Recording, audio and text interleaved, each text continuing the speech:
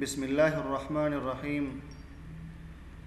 په نننی لیکچر کې به مونږه د پروګرامینګ ترانسلیټر په باره کې خبرې کوو. یعنی کله چې مونږ یو کوډینګ ولیکو او هغه ترجمه کیږي څه رقم ته او کم سافټویرونه دي چې هغه ترجمه کوي،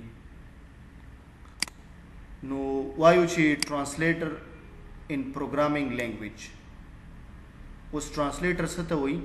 وی پروګرامینګ ترانسلیټر is used to translate or convert a program into machine language.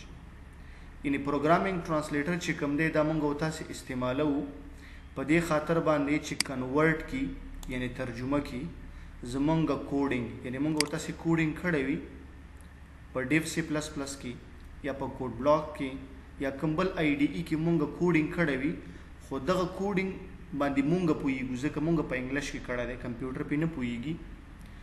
نو دغه کوډ راواخلي څوک راواخلي ترانسلیټر او هغه ترجمه کې ماشین لینګویج ته، ماشین لینګویج ته چې کنورټ شي یعنی 0-1 ته کنورټ شي، نو چې کمپیوټر به پوهی شي چې دې کوډ څه معنا ده او څه مقصد لپاره دی پروګرامر لیکلی.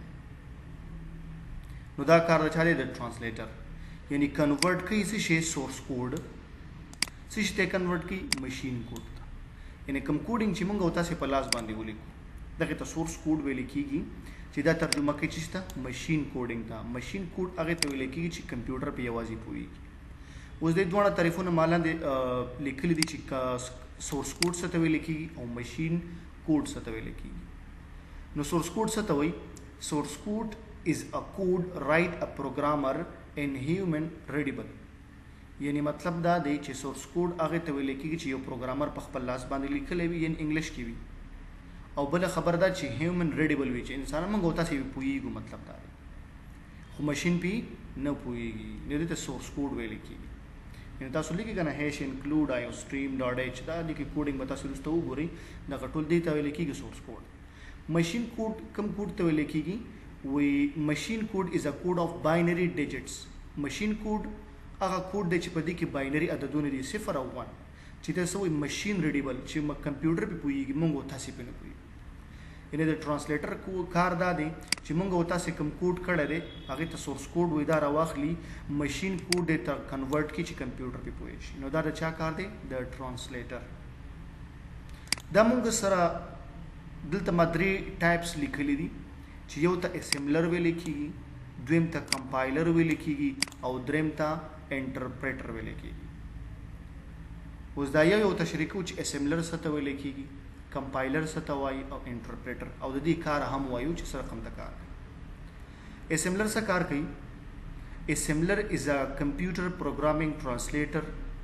د اسمبلر چې کوم دی د پروګرامینګ یو ترانسلیټر دی، یو ترجمان دی چې کار یې د کنورټ سورس کوډ انټو ماشین کوډ، چې کنورټ کوي سورس کوډ راخلي موږ او تاسو چې کوم کوډ لیکلی هغه کمپیوټري کوډ ته کنورټ کوي. خو یو خبره ده چې اسمبلر از یوز فار اسمبلی لینګویج. دا به یوازې استعمالېده د اسمبلی لینګویج لپاره، یعنی میډ لیول لینګویج لپاره استعمالېده. یعنی کوم های لیول چې موږ اوس وایو په دې کې دا نه استعمالېږي، دا به مخکې استعمالېده د اسمبلی لینګویج سره، یعنی چې دا نن سبا نه یوز کېږي. دویم ټایپ چې کوم دی کمپایلر دی. وی کمپایلر از یوز ټو ټرانسلیټ اینڈ کنورټ ا پروګرام انټو ماشین لینګویج. کوم کوډینګ چې مونږ لیکلی وي همدغه راخلي ترجمه کوي ماشین لینګویج ته. د اسمبلر او د کمپایلر کار اټ سیم کار دی، یعنی مت ترجمانی کول دي، خو بیا لږ فرقونه لري. اوس څه فرق لري؟ یعنی کوم خصوصیات لري دا کمپایلر؟ و اټ کنورټ هولي کوډ اټ ا ټایم. یعنی مطلب تا لس صفحې کوډ کړی دی، فار ایگزامپل د دوم داسې وګڼئ چې دا کوډینګ دی. نو کمپایلر څه کوي؟ دغه ټول کوډینګ راواخلي، 10 لاینه کوډ دی، 15 لاینه کوډ دی، یو صفحه کوډ دی، ټول راواخلي په یو دم باندې څه کوي؟ دا کنورټ کوي. څه شي ته کنورټ کوي؟ 0-1 ته، یعنی باینری لینګویج ته کنورټ کوي. د یو خاصیت دی دا چې اټ ا ټایم ټول کوډ راخلي ترجمه کوي. دویم اټس فاسټر، یعنی مطلب تیز کار کوي ځکه په یو دم باندې ټول کوډ راواخلي او هغه کنورټ کوي، یعنی تیز کار کوي. بل خبر ده ریکوایرډ مور میموري. میموري ته لږ زیات ضرورت لري ځکه په یو وخت باندې ټول کوډ راوچتي الته ځان سره ځای کوي. نو دا چې کله ترجمه کیږي لږ ټایم نیسي، مطلب دا په میموري کې بس سپیس هم نیسي. बल څه کوي error or display after entire program is checked یعنی ټول کوډینګ را واخلي ا پروګرام چیک کی اول سکی ټول پروګرام وګوري کوډینګ چیک کی داغه نه پس ته ایرر خي چې مثال ټول کوډینګ مې وکړه په دې په اول لاین کې مطلب یو ایرر دی په پنځم لاین کې دی لسم لاین کې دی شپږم لاین کې دی روسته ته خي یو ځل ټول کوډ ترجمه کی روسته ته پنه خکې چې او دې کې دی غلطي ده په دې کې دی غلطي ده په دې کې دی غلطي ده دا کار د چاري د کمپایلر بل خبره ده چې سی لینګویج او سی پلس پلس او جاوا دا کوم یو ترجمان استعمالي کمپایلر یعنی د څه وګڼي چې دا کمپایلر په خپل یو سافټویر دی چې سی لینګویج هم استعمالي د کوډ ترجمه کولو لپاره سی پلس پلس هم استعمالي او جاوا هم استعمالي زم د سی لینګویج مونږ سره شته چې هغه کمپایلر هم استعمالي او انټرپریټر هم استعمالي چې داغه د جملې یو جاوا لینګویج دی چې دا اولی د بیرستو خصوصیات راځي دي چې دا اولی دوه استعمالي دویم قسم انټرپریټر مونږ سره یو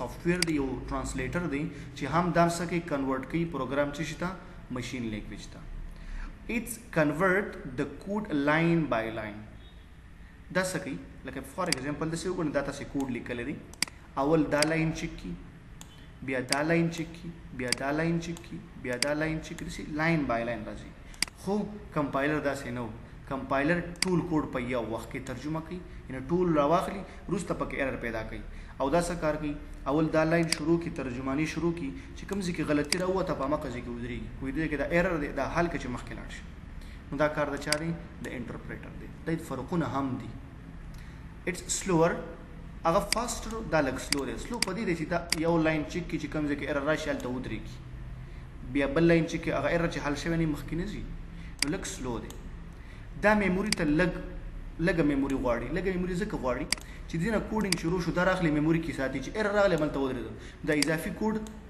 پکې میموري کې ځای نه دی نیولی ځکه هغه راغلی ترجمه شوی نه دی نو او کمپایلر چې کوم ټول کوډ راواخلي یو ځل میموري ته ویسي او هغې نه پس پې چیکینګ کوي نو دلته ځکه میموري ته زیات ضرورت لري کمپایلر او دا څه شی دی کم میموري نیسي بل څه کوي ایرر آر ډسپلی فار ایوری انسټرکشن انټرپریټډ یعنی هر یو لاین چې چیک کیږي چې کوم ځکه ایرر راوته په امقه ځکه سټاپ کیږي مخکې نه ځي نو ځکه و چې ایرر کوم وخت کې ډسپلی کوي کوم ځکه چې ایرر راغلی بس ودرېږي ملته امقه وخت کې ډسپلی کوي خو دلته څه وایي دلته دا وایي چې ټول کوډ ترجمه شي پروګرام وروسته درته نښه کوي چې په دې لاین کې فرق دی په دې لاین کې فرق دی په دې لاین کې فرق دی مشکل دی پکې خو دا د انټرپریټر کار نه دی انټرپریټر څه کوي لاین چیک اپ شروع دی چې ځکه ایرر راغلی بس سټاپ مخکې نه ځي وایي دا مسله حل کا وروسته مخکې به ځم بل چې د روبي یعنی پایثون او جاوا چې کوم دی دا انټرپریټر استعمالوي لکه دلته وګوره د جاوا مې دلته هم لیکلی دی جاوا مې هلته هم لیکلی نو مطلب کمپایلر هم استعمالوي او انټرپریټر